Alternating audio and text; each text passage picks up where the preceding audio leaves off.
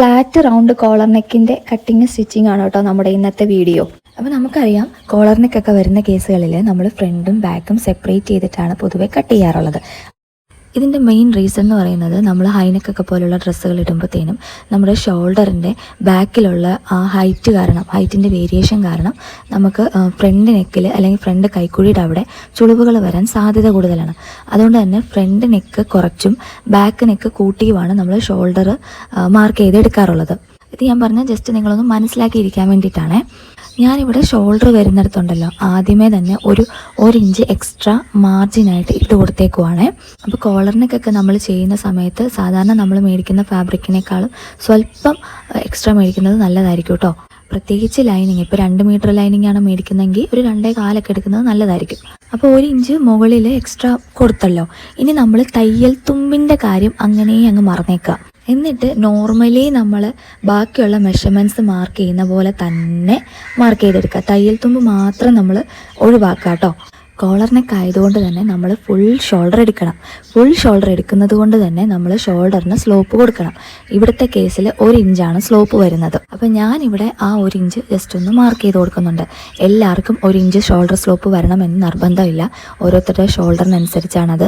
അപ്പോൾ ഷോൾഡറിൻ്റെ സ്ലോപ്പ് എത്രയാണ് എന്നെങ്ങനെ കണ്ടുപിടിക്കുക എന്നുള്ളത് ഓൾറെഡി നമ്മൾ വീഡിയോ ചെയ്തിട്ടുണ്ട്. അപ്പോൾ കോളർ നെക്കൊക്കെ വെക്കാൻ പ്ലാൻ ഉണ്ടെങ്കിൽ ആ വീഡിയോ കൂടെ ഒന്ന് കണ്ടിരിക്കുകയാണെങ്കിൽ നല്ലതായിരിക്കും. അപ്പോൾ ഞാൻ ഓൾറെഡി മറ്റേ വാക്സ് സ്റ്റോക്ക് വെച്ചിട്ട് മാർക്കിംഗ് ഒക്കെ ചെയ്തിട്ടുണ്ടായിരുന്നു. പക്ഷേ അതത്ര വിസിബിൾ അല്ലെന്ന് എനിക്ക് തോന്നിയോണ്ടാണ് ഞാൻ ഒന്നും കൂടെ നോർമൽ ചോക്ക് വെച്ച് മാർക്ക് ചെയ്ത് കാണിക്കുന്നത്. വൈറ്റ് ആയതുകൊണ്ട് തന്നെ അല്ല ക്രീം ആയതുകൊണ്ട് തന്നെ എനിക്ക് അധികം കളറുള്ളതൊന്നും യൂസ് ചെയ്യാൻ പറ്റത്തില്ല. ഓക്കെ, അതെന്തെങ്കിലും ആയിക്കോട്ടെ. നമുക്കിനി ഇപ്പോൾ ഷോൾഡറിൻ്റെ സ്ലോപ്പ് മാർക്ക് ചെയ്തല്ലോ, ഇനി നമ്മൾ ടോട്ടൽ ഷോൾഡർ മാർക്ക് ചെയ്ത് കൊടുക്കണം. ഇപ്പോൾ ടോട്ടൽ ഷോൾഡർ അതിൻ്റെ പകുതി എന്നിട്ട് തയ്യൽ തുമ്പ് അങ്ങനെയാണ് മാർക്ക് ചെയ്യേണ്ടത്. ഇപ്പോൾ ഇവിടുത്തെ കേസിൽ 14 ഷോൾഡർ, 14ൻ്റെ പകുതി എന്ന് പറയുമ്പോൾ 7 ഇഞ്ച്. 7 ഇഞ്ചിൻ്റെ കൂടെ നമ്മൾ തയ്യൽ തുമ്പും കൂടെ ആഡ് ചെയ്തിട്ട് 7.5 ഇഞ്ചിൽ വേണം മാർക്ക് ചെയ്യാൻ വേണ്ടിയിട്ട്. അത് താഴേക്ക് സ്വല്പം നീട്ടി കൂടെ നമ്മൾ മാർക്ക് ചെയ്ത് കൊടുക്കുക. എന്നിട്ട് ഇപ്പോൾ വരച്ചിരിക്കുന്ന ആ 2 ലൈൻസ് ഉണ്ടല്ലോ, ആ 2 മാർക്കിങ്, ഇതിനെ തമ്മിൽ ജോയിൻ ചെയ്ത് ഒരു സ്ട്രെയിറ്റ് ലൈൻ പോലെ വരച്ചു കൊടുക്കുക. അപ്പോൾ അതിനുശേഷം ഷോൾഡർ അവസാനിക്കുന്നിടത്ത് നിന്ന് ആം ഹോളിൻ്റെ ലെങ്ത് ഞാനിവിടെ ഒരു 7 ഇഞ്ച് മാർക്ക് ചെയ്തെടുക്കുന്നുണ്ട്. അപ്പോൾ ഇപ്പോൾ നിങ്ങൾക്ക് തോന്നുന്ന സംശയം എന്ന് പറയുന്നത് ആം ഹോളിൻ്റെ ലെങ്ത് 7 ഇഞ്ച് എന്നുള്ളത് ചേച്ചിക്ക് എങ്ങനെ കിട്ടി? അപ്പോൾ നമ്മൾ ആം ഹോളിൻ്റെ ലെങ്ത് കൃത്യമായിട്ട് എങ്ങനെ കണ്ടുപിടിക്കണം എന്നുള്ളത് ഓൾറെഡി വീഡിയോ ചെയ്തിട്ടുണ്ട്, ഞാനത് മെൻഷൻ ചെയ്തേക്കാം, അതും കൂടെ ഒന്ന് കണ്ടു നോക്കാം കേട്ടോ. എന്നിട്ട് നമ്മൾ 7 ഇഞ്ച് വരുന്ന ലൈൻ ഉണ്ടല്ലോ, അതിനെ ചെസ്റ്റ് ലൈനാക്കി നീട്ടി വരച്ചു കൊടുക്കുക. എന്നിട്ട് നമ്മൾ ആ ചെസ്റ്റ് ലൈൻ വരുന്ന ലൈനിൽ നമ്മുടെ ഫുൾ ബസ്റ്റിൻ്റെ കൂടെ ആവശ്യമായിട്ടുള്ള ലൂസ്, ഞാനിവിടെ ലൈനിങ് ഉള്ളതുകൊണ്ട് 2 ഇഞ്ചാണ് എക്സ്ട്രാ ആഡ് ചെയ്തെടുക്കുന്നത്. എന്നിട്ട് അതിൻ്റെ 4/1 ഭാഗം മാർക്ക് ചെയ്തെടുക്കുക. ഇനി നമുക്ക് മാർക്ക് ചെയ്യേണ്ടത് ആം ഹോളാണ്. അപ്പോൾ നമ്മൾ ആം ഹോൾ ലെങ്ത് മാർക്ക് ചെയ്തില്ലേ, അതിൻ്റെ നേരെ പകുതി കണ്ടുപിടിച്ചിട്ട് അതിലൊരു ജസ്റ്റ് ഒരു മാർക്കിങ് ചെയ്ത് കൊടുക്കുക. ഇനി നമ്മൾ ഒരു ഫ്രഞ്ച് കർവ് സ്കെയിൽ യൂസ് ചെയ്തിട്ട് ആ ഷേപ്പിനെ നോക്കി പിടിച്ച് 2 ഇടവും മാച്ച് ആകുന്ന പോലെ വെച്ച് കൊടുത്തിട്ട് ആ കർവിനെ വരച്ചു കൊടുക്കുക. ഇപ്പോൾ സ്കെയിൽ യൂസ് ചെയ്തപ്പോഴത്തേന് നല്ല നീറ്റായിട്ട് നമുക്ക് വരച്ചെടുക്കാൻ പറ്റിയില്ലേ. കൈകൊണ്ട് വരയ്ക്കാൻ പോയാൽ ചിലപ്പോൾ ഇത്രയും നീറ്റായിട്ട് കിട്ടണമെന്ന് നിർബന്ധമില്ല. അപ്പോൾ ഇനി നമ്മൾ മാർക്ക് ചെയ്യാൻ വേണ്ടി പോകുന്നത് കഴുത്തിൻ്റെ അകലമാണ്. ഓക്കെ, കഴുത്തിൻ്റെ അകലം മാർക്ക് ചെയ്യുമ്പോൾ നമ്മൾ മനസ്സിലാക്കിയിരിക്കേണ്ടത് ഇത് ഒരു റൗണ്ട് ഫ്ലാറ്റ് കോളർ നെക്കാണ്. അപ്പോൾ നമ്മൾ കാൽക്കുലേറ്റ് ചെയ്ത് കിട്ടുന്ന മിനിമം കഴുത്തകലം ഉണ്ടല്ലോ, അതിനേക്കാളും കുറച്ചും കൂടെ കൂടുതലായിരിക്കണം കഴുത്തകലം കൊടുക്കുമ്പോഴത്തേന്, എന്നാലേ ആ കോളർ വന്ന് എന്താ പറയുക ഫ്ലാറ്റായി കിടക്കുള്ളൂ. അപ്പം ഞാനിവിടെ മാർക്ക് ചെയ്യുന്നത് 3.25 എന്നുള്ള കഴുത്തകലത്തിലാണ് മാർക്ക് ചെയ്തെടുക്കുന്നത്. അത് ഞാൻ ജസ്റ്റ് ഒന്ന് നീട്ടി വരച്ചു എന്നേ ഉള്ളൂ, ആ കഴുത്തകലം ഒന്ന് അറിഞ്ഞിരിക്കാൻ വേണ്ടിയിട്ട് ഒന്ന് നീട്ടി വരച്ചെന്നേ ഉള്ളൂ. ഇനി ഞാൻ പറയുന്ന കാര്യം ഒന്ന് ശ്രദ്ധിച്ച് മനസ്സിലാക്കാം കേട്ടോ. ഇപ്പം നമുക്ക് ആവശ്യമായിട്ടുള്ള കഴുത്തകലം മാർക്ക് ചെയ്തതുപോലെ തന്നെ നമുക്ക് കാൽക്കുലേറ്റ് ചെയ്തെടുക്കുന്ന മിനിമം നെക്ക് വൈഡ് ഉണ്ടല്ലോ, അതും മാർക്ക് ചെയ്ത് കൊടുക്കണം. കാരണം എന്താണെന്ന് വെച്ചാൽ നമ്മൾ ആ സ്ലോപ്പിൻ്റെ ഷേപ്പ് കൊടുക്കുമ്പോൾ നല്ല ഷേപ്പ് കിട്ടണം എന്നുണ്ടെങ്കിൽ ഇങ്ങനെ മാർക്കണം. അല്ലാത്ത പക്ഷം നമ്മൾ ഈ 3.25 വരച്ചില്ലേ, അവിടേക്ക് നമ്മൾ സ്ലോപ്പ് കൊടുക്കുമ്പോൾ അതിങ്ങനെ കൂടുതലായിട്ട് നിൽക്കും, ആ നെക്കിൻ്റെ ഭാഗം ഒരുപാട് പൊങ്ങി നിൽക്കുന്ന പോലെ വരും. അപ്പം ഇവിടെ ഓൾമോസ്റ്റ് ഒരു 2.8 ഒക്കെയാണ് നമുക്ക് മെഷർമെൻറ്റ് കിട്ടുന്നത്. അതൊരു 3 നമുക്ക് വേണമെങ്കിൽ മാർക്ക് ചെയ്യാം. ഇനി നമ്മൾ ആ സ്ലോപ്പിനെ മാർക്ക് ചെയ്ത് കൊടുക്കണം. അതായത് നമ്മൾ ഇപ്പോൾ വരച്ചില്ലേ 2.83 എന്നുള്ള ആ മാർക്കിങ് മിനിമം നെക്ക് വിട്ട്, അവിടെ നിന്ന് ഷോൾഡറിൻ്റെ ആ സ്ലോപ്പ് വരുന്നിടത്തേക്ക് ചരിച്ച് ആം ഹോളിൻ്റെ ആ സൈഡിലേക്ക് അതൊന്ന് ചരിച്ച് മാർക്ക് ചെയ്ത് കൊടുക്കുക. ഇനി നമുക്ക് ആ ഫ്രണ്ട് നെക്കിൻ്റെ ഡെപ്തും വൈഡും ഒക്കെ മാർക്ക് ചെയ്ത് കൊടുക്കാം. അപ്പം മുകളിലത്തെ ഏറ്റവും ഫസ്റ്റ് ലൈനില്ലേ, അവിടെ നിന്ന് ഒരു 4 ഇഞ്ച് താഴേക്കാണ് ഞാനിവിടെ എടുത്തിരിക്കുന്നത്. അതിനെ ഒരു സ്ക്വയർ പോലെ ആക്കി നമ്മളൊരു റൗണ്ട് ഷേപ്പ് കൊടുക്കുകയാണ് ചെയ്യേണ്ടത്. നെക്കിൻ്റെ ഡെപ്ത്ത് ഒരുപാട് അങ്ങനെ ഇറക്കേണ്ട കാര്യമില്ല. ഞാനിവിടെ ഫ്രണ്ടിൽ ഒരു വി കട്ട് പോലെ കൊടുക്കുന്നുണ്ട്. അപ്പോൾ നമുക്ക് തല കയറി പോകാനായിട്ട് കുറച്ചുകൂടെ ഈസി ആയിരിക്കും. അപ്പോൾ നമുക്ക് ആ റൗണ്ട് ഷേപ്പ് കുറച്ചുകൂടെ നല്ല ഭംഗിയിൽ കിട്ടാൻ വേണ്ടിയിട്ടുണ്ടല്ലോ, ഇതേപോലെ നമ്മൾ ആ സ്ക്വയർ വരച്ചതിൻ്റെ ഉള്ളിൽ ഒരു 1/4 ഇഞ്ച് സ്പേസ് ഇട്ടിട്ട് ഒരു ചെരിച്ചൊരു ലൈൻ വരയ്ക്കാം. എന്നിട്ട് അതിൻ്റെ ഉള്ളിലൊരു റൗണ്ട് ഷേപ്പ് സ്കെയിൽ യൂസ് ചെയ്തിട്ട് കൊടുത്താൽ മതി. പിന്നെ ഞാൻ പറഞ്ഞില്ലേ ഒരു വി കട്ട് ഞാൻ കൊടുക്കുന്നുണ്ടെന്ന്, അത് ഇങ്ങനെ ജസ്റ്റ് മാർക്ക് ചെയ്ത് കാണിച്ചെന്നേ ഉള്ളൂ. അത് നമ്മൾ ക്യാൻവാസിൽ വേണം കട്ട് ചെയ്തെടുക്കാൻ വേണ്ടിയിട്ട്. എന്നിട്ട് ഇതുണ്ടോ സ്കെയിൽ വെച്ചിട്ട് ചെറിയ ഷേപ്പ് കൊടുക്കുന്നു, അത്രേ ഉള്ളൂ. ഇതിൻ്റെ ഷേപ്പ് അങ്ങോട്ടും ഇങ്ങോട്ടും ഇച്ചിരി വ്യത്യാസം വന്നാലും പ്രത്യേകിച്ച് പ്രശ്നമൊന്നുമില്ല കേട്ടോ. അപ്പോൾ ഓർത്തിരിക്കേണ്ട കാര്യം, മിനിമം വൈഡിലല്ല നമ്മൾ മാർക്ക് ചെയ്തിരിക്കുന്നത്, നമുക്ക് ആവശ്യമായിട്ടുള്ള വൈഡിലാണ് നമ്മൾ മാർക്ക് ചെയ്തിട്ടുള്ളത്. അതേപോലെ ഓർത്തിരിക്കേണ്ടത്, നമ്മളിപ്പോൾ മാർക്ക് ചെയ്തുകൊണ്ടിരിക്കുന്നത് ഫ്രണ്ട് പോർഷനാണ്, ബാക്ക് നമ്മൾ ഇതുവരെയും വരച്ചിട്ടില്ല. ബാക്കിൻ്റെ ആം ഹോൾ അതുപോലെ തന്നെയാണ്, പക്ഷേങ്കിൽ വരച്ചുകൊണ്ടിരിക്കുന്നത് ഫ്രണ്ട് പീസിലാണ് കേട്ടോ. അപ്പോൾ ഇപ്പം നമ്മൾ മാർക്ക് ചെയ്തിരിക്കുന്നത് ബാക്കിൻ്റെ ആം ഹോൾ അനുസരിച്ചിട്ടാണല്ലോ. അതിൽ നിന്ന് നമ്മൾ ഫ്രണ്ടിലേക്കുള്ള ആം ഹോൾ കുഴിച്ചു വെട്ടാനായിട്ട് ആം ഹോൾ ലെങ്തിൻ്റെ സെൻറ്ററിൽ നിന്ന് ഒരു 3/4 ഇഞ്ച് ഉള്ളിലേക്കാക്കി മാർക്ക് ചെയ്തിട്ട് ഇതേപോലെ കർവ് സ്കെയിൽ യൂസ് ചെയ്തിട്ട് കർവ് എടുക്കുക കുഴിച്ചു വെട്ടാനായിട്ടുള്ളത്. അതിന് ശേഷം ബാക്കിയുള്ള എല്ലാ ബോഡി മെഷർമെൻറ്റ്സും സാധാരണ നമ്മൾ മാർക്ക് ചെയ്യുന്ന പോലെ തന്നെ മാർക്ക് ചെയ്തെടുക്കണേ. ഇനി നമ്മൾ നോക്കാൻ വേണ്ടി പോകുന്നത് ഈ ഫ്രണ്ടിനെ അപേക്ഷിച്ച് ബാക്കിൽ നെക്കിലും ഷോൾഡറിലും ഒക്കെ എന്തെല്ലാം വ്യത്യാസങ്ങൾ വരുത്തി കൊടുക്കണം എന്നുള്ളതാണ്. അപ്പോൾ അതിന് വേണ്ടിയിട്ട് ആദ്യം തന്നെ നമ്മൾ ആ നെക്ക് സ്റ്റാർട്ട് ചെയ്യുന്നിടവില്ലേ, ഇപ്പോൾ നിങ്ങൾക്ക് വീഡിയോയിൽ കാണാൻ പറ്റും, നെക്ക് സ്റ്റാർട്ട് ചെയ്യുന്നിടത്തു നിന്ന് ഒരു 1/2 ഇഞ്ച് മുകളിൽ, 1/2 ഇഞ്ചോ അല്ലെങ്കിൽ ഒരു 3/4 ഇഞ്ചോ ഒക്കെ നിങ്ങൾക്ക് മുകളിലേക്ക് ലെങ്ത് കൂട്ടി കൊടുക്കാം. അപ്പോൾ ഞാനിവിടെ ഓൾമോസ്റ്റ് ഒരു 1/2 ഇഞ്ച് ലെങ്ത് മുകളിലേക്ക് നെക്കിൻ്റെ അവിടത്തേന് കൂട്ടി കൊടുക്കുന്നുണ്ട്. ഇനി നമ്മൾ ഷോൾഡറിൻ്റെ അവിടെ വരുന്നില്ലേ, ഏതാ ആം ഹോളിൻ്റെ അവിടെ വരുമ്പോഴേക്കും ഓൾമോസ്റ്റ് ഒരു 1 ഇഞ്ച് എങ്കിലും നമ്മൾ കൂട്ടി കൊടുക്കണം. അപ്പോൾ ഇത് ബാക്കാണ്. ഈ ബാക്കിൻ്റെ സ്ലോപ്പും നമ്മൾ ഇപ്പോൾ വരച്ചിരിക്കുന്ന ലൈൻസ് തമ്മിൽ കൂട്ടി യോജിപ്പിച്ച് വരച്ചെടുക്കുക. അപ്പോൾ ഈ ഒരു മെത്തേഡ് നിങ്ങൾക്ക് ഈസി ആയിട്ട് മനസ്സിലാവാൻ വേണ്ടിയിട്ട്, നമ്മൾ സിഗരറ്റ് പാൻ്റ് ഒക്കെ കട്ട് ചെയ്യത്തില്ലേ, ആ സമയത്ത് നമ്മൾ എന്താ ചെയ്യുക, ഫ്രണ്ട് പീസ് ആയിരിക്കും ആദ്യം വെക്കുക. അതിനകത്ത് നമ്മൾ തയ്യൽ തൂമ്പ് ആഡ് ചെയ്യത്തില്ല, ലൂസ് ആഡ് ചെയ്യത്തില്ല, എക്സാക്റ്റ് എങ്ങനെയാണോ അതുപോലെ ആയിരിക്കും ഫ്രണ്ട് പീസ് നമ്മൾ എടുക്കുന്നുണ്ടാവുക. ബാക്ക് പീസിലാണ് നമ്മൾ എക്സ്ട്രാ തയ്യൽ തൂമ്പ് ലൂസും ഒക്കെ കൊടുക്കുന്നത്. എന്ന് പറഞ്ഞ പോലെ തന്നെയാണ് നമ്മൾ ഫ്രണ്ടിൽ ഇതിന് തയ്യൽ തൂമ്പ് കൊടുക്കുന്നില്ല, പകരം അതും കൂടെ ആഡ് ചെയ്തിട്ട് ബാക്കിലാണ് കൊടുക്കുന്നത്. ഇനി നമ്മൾ ആ ഫ്രണ്ട് പീസ് ഉണ്ടല്ലോ, ബാക്ക് പീസ് ഫ്രണ്ട് പീസ് അങ്ങനെ രണ്ടായിട്ടാണല്ലോ നമ്മൾ ഫോൾഡ് ചെയ്തിട്ടുള്ളത്. അപ്പോൾ ഫ്രണ്ട് പീസിനെ നമ്മൾ ആദ്യമേ കട്ട് ചെയ്ത് മാറ്റാം കേട്ടോ. ഇപ്പോൾ നമ്മൾ റെഡിമെയ്ഡ്സ് കോളറിനൊക്കെ വരുന്ന ഡ്രസ്സുകളുണ്ടല്ലോ, അതൊക്കെ നോക്കിക്കഴിഞ്ഞാൽ നിങ്ങൾക്ക് മനസ്സിലാവും, അതിൻ്റെ ഷോൾഡർ എന്ന് പറയുന്നത് കറക്റ്റ് ഷോൾഡർ സെൻറ്ററിലായിരിക്കത്തില്ല, സ്വല്പം മുന്നിലായിട്ടായിരിക്കും ഉണ്ടാവുക. അപ്പോൾ അതിൻ്റെ കാരണമാണ് ഇങ്ങനെയാണ് അവർ കട്ടിങ് ചെയ്യുന്നത്. ഇനി നമ്മൾ ആ ഫ്രണ്ട് പീസ് എങ്ങനെയാണോ വരച്ചിരിക്കുന്നത് അതേപോലെ തന്നെ കട്ട് ചെയ്ത് മാറ്റാം കേട്ടോ. അപ്പോൾ ചിലർക്ക് ഇങ്ങനെ ഫ്രണ്ടിലും ബാക്കിലും മെഷർമെൻറ്റ്സ് ഒക്കെ ഒരേപോലെ മാർക്ക് ചെയ്യുമ്പോഴത്തേനും കട്ട് ചെയ്ത് വരുമ്പോഴൊക്കെ ഒരു ബുദ്ധിമുട്ട് ഫേസ് ചെയ്തേക്കാം. അപ്പോൾ അങ്ങനെയുള്ളവർ ഇനിയുള്ള വീഡിയോ ഒന്ന് കണ്ടു നോക്കാം കേട്ടോ. അപ്പോൾ അത് എങ്ങനെ നമുക്ക് ആ പ്രശ്നം ഒഴിവാക്കാമെന്നുള്ളത് ഞാൻ കാണിച്ചു തരാം. അപ്പോൾ ആദ്യം തന്നെ ഈ ഫ്രണ്ട് നമ്മൾ എങ്ങനെയാണോ മാർക്ക് ചെയ്തിട്ടുള്ളത് അതുപോലെ കട്ട് ചെയ്ത് മാറ്റാം കേട്ടോ. അപ്പോൾ ഫ്രണ്ട് പീസ് കട്ട് ചെയ്ത ശേഷം നമ്മൾ ഈ നിൽക്കുന്നില്ലേ ഫാബ്രിക്, ഇതിനെല്ലാം നമ്മൾ അങ്ങോട്ടേക്ക് മാറ്റി വെക്കുക, സൈഡിലേക്ക് മാറ്റി കൊടുക്കുക.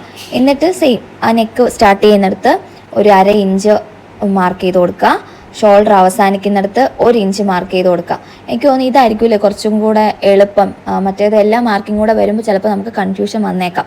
അപ്പോൾ അത് ഒഴിവാക്കാൻ വേണ്ടിയിട്ട് ഇങ്ങനെ മാർക്ക് ചെയ്യുന്നതായിരിക്കും കുറച്ചുകൂടി ബെറ്റർ എന്ന് തോന്നുന്നു. എന്നിട്ട് നമ്മൾ ആ 2 ലൈൻസിനെയും കണക്ട് ചെയ്ത് സ്ലോപ്പ് കൊടുക്കുക.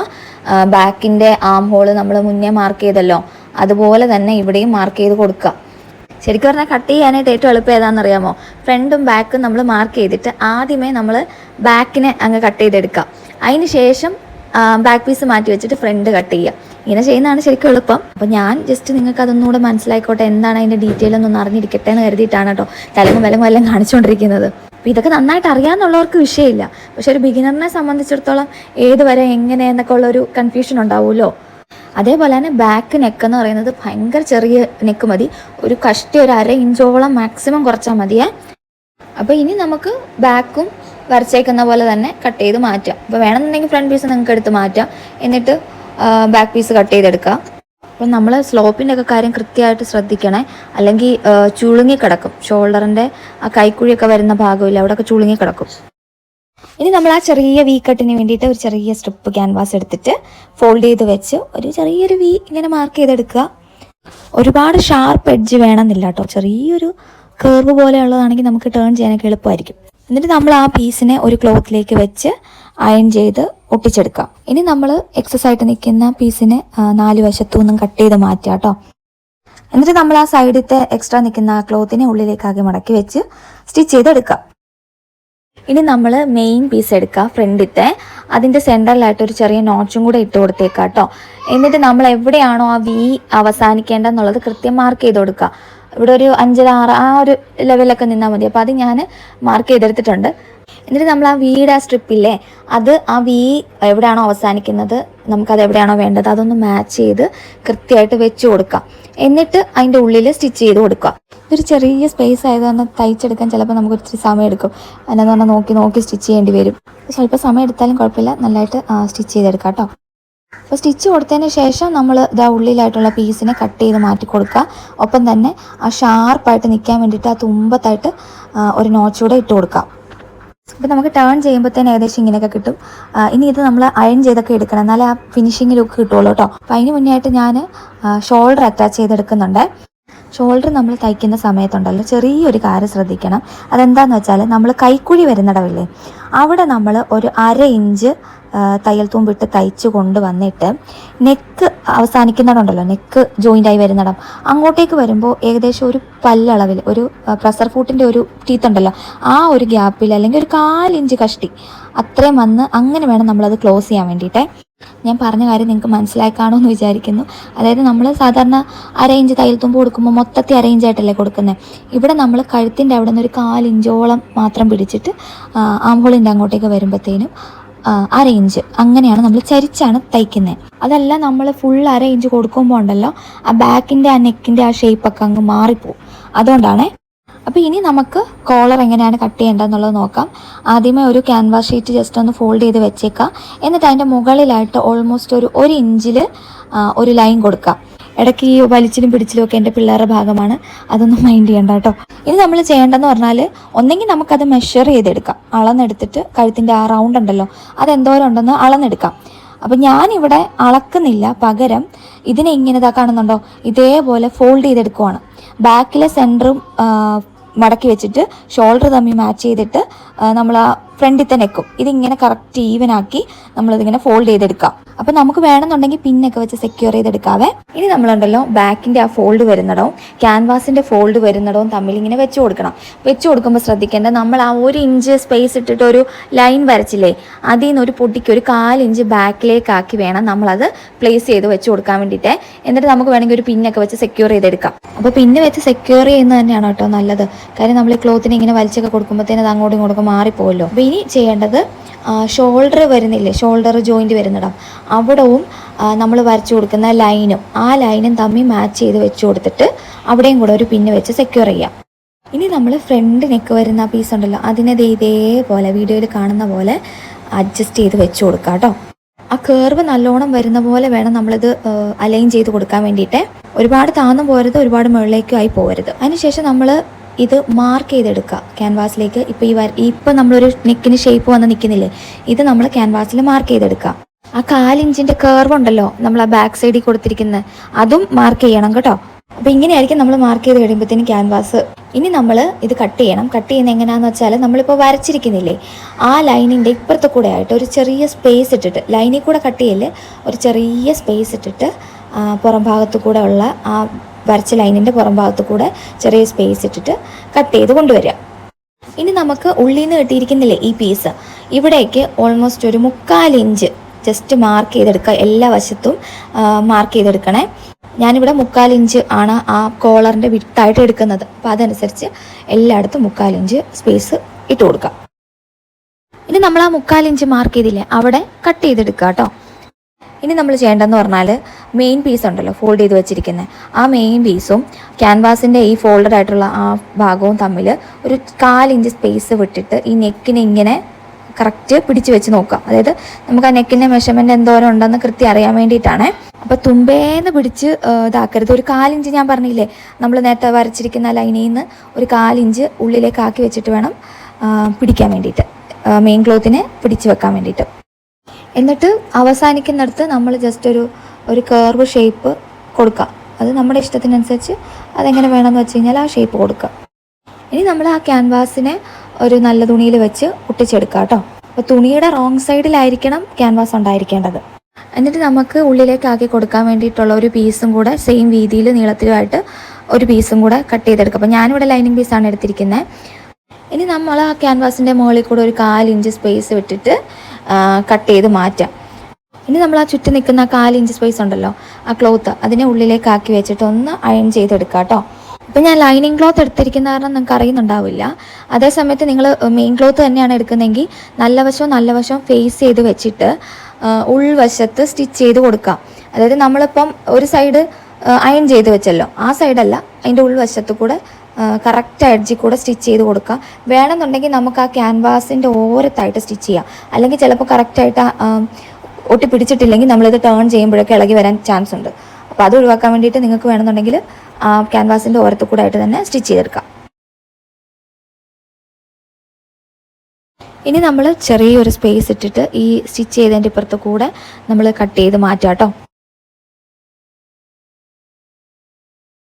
എന്നിട്ട് നമുക്ക് ഈസി ആയിട്ട് ടേൺ ചെയ്യാൻ വേണ്ടിയിട്ട് ആ ചെറിയ ഗ്യാപ്പിൽ കൂടെ എല്ലാം ചെറിയ നോച്ചസ് ഇട്ട് കൊടുക്കാം.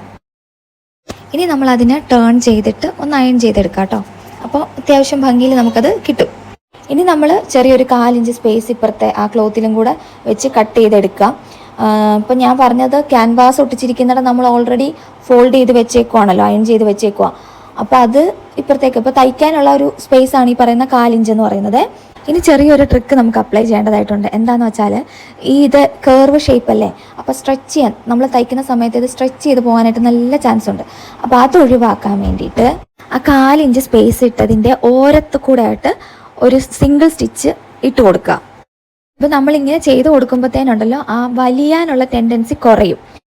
ഇതേപോലെ നമ്മൾ ഫ്രണ്ട് നെക്കില്ലേ അവിടവും ഇതേപോലെ ഒന്ന് അടിച്ചെടുക്കണം. ബാക്കിൽ ചെയ്യണമെന്നില്ല, ഫ്രണ്ടിൽ ഒന്ന് അടിച്ചു കൊടുത്തേക്കാം.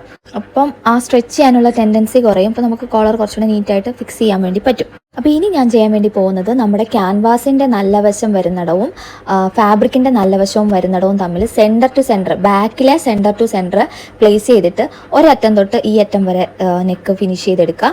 അതേപോലെ വീണ്ടും സെൻറ്ററിൽ നിന്ന് സ്റ്റാർട്ട് ചെയ്ത് ഇപ്പുറത്തെ ഫ്രണ്ട് നെക്ക് വരേക്കും സ്റ്റിച്ച് ചെയ്തെടുക്കുക. നമുക്ക് വേണമെന്നുണ്ടെങ്കിൽ നേരെ തിരിച്ചും ചെയ്യാം. അതായത് റോങ് സൈഡ് വെക്കുക, മെയിൻ പീസിൻ്റെ റോങ് സൈഡ് വെക്കുക. അതേപോലെ തന്നെ നമ്മൾ ആ കോളറിന് വേണ്ടി കട്ട് ചെയ്തിരിക്കുന്ന അവിടെ ക്യാൻവാസ് അല്ലാത്ത മറ്റേ പീസില്ലേ അത് തമ്മിൽ മാച്ച് ചെയ്തിട്ട് അങ്ങനെയും വേണമെങ്കിൽ സ്റ്റിച്ച് ചെയ്തെടുക്കാം. അപ്പോൾ അത് കംപ്ലീറ്റ്ലി നമ്മുടെ ഇഷ്ടമാണ്. അത് എങ്ങനെ വേണോ നമുക്ക് അഡ്ജസ്റ്റ് ചെയ്ത് സ്റ്റിച്ച് ചെയ്യാം. ഇത് ഇത്തിരി സമയം എടുക്കുന്നൊരു കാര്യമാണ് കേട്ടോ. നെക്ക് ഇങ്ങനെ അലൈൻ ചെയ്ത് കുറച്ച് സമയം എടുക്കും. ശ്രദ്ധിക്കേണ്ട കാര്യം ആ 1/4 ഇഞ്ചിനേക്കാളും അങ്ങോട്ടും ഇങ്ങോട്ടോ വേരിയേഷൻ വരാതെ നോക്കണേ. കൂടിപ്പോയി കഴിഞ്ഞ് കഴിഞ്ഞാൽ നമുക്ക് ക്യാൻവാസ് ഫോൾഡായി വരുമ്പോഴത്തേനും ചുളിഞ്ഞ് നിൽക്കും. ഇനിയാണ് നമ്മുടെ ഫൈനൽ സ്റ്റെപ്പ്. കോളറിൻ്റെ സ്റ്റിച്ചിങ്ങിൽ ഇപ്പുറത്തെ സൈഡ് ഉണ്ടല്ലോ, അതായത് ഉൾവശം, അവിടേക്കും ഈ പറഞ്ഞ പോലെ തന്നെ 1/4 ഇഞ്ച് ഉള്ളിലേക്കാക്കി മടക്കി വെച്ച് കൊടുത്തിട്ട് സ്റ്റിച്ച് ചെയ്തെടുക്കാം. അപ്പോൾ അതുകൂടെ ചെയ്ത് കഴിയുമ്പോഴത്തേനും നെക്ക് ഫിനിഷ് ആയിട്ടുണ്ടാവും. അപ്പോൾ ഈ ഒരു ടൈമിൽ ഞാൻ കറക്റ്റായിട്ട് ഫോൾഡ് ചെയ്ത് സ്റ്റിച്ച് ചെയ്യുന്നതിൻ്റെ ആ കോൺസെൻട്രേഷനിൽ ഇങ്ങനെ കുഞ്ഞാണ് തയ്ച്ചത്. അപ്പോൾ മിക്കവാറും ഫുട്ടേജിനകത്ത് എൻ്റെ തലയാണ് കാണുന്നത്. അപ്പോൾ വീഡിയോ നിങ്ങൾക്ക് ഇഷ്ടപ്പെട്ടിട്ടുണ്ടെങ്കിൽ ഒന്ന് ലൈക്ക് ചെയ്ത് സപ്പോർട്ട് ചെയ്യുക. അടുത്തൊരു വീഡിയോ ആയിട്ട് വേഗം വരാം. അതുവരെയും ടാറ്റാ.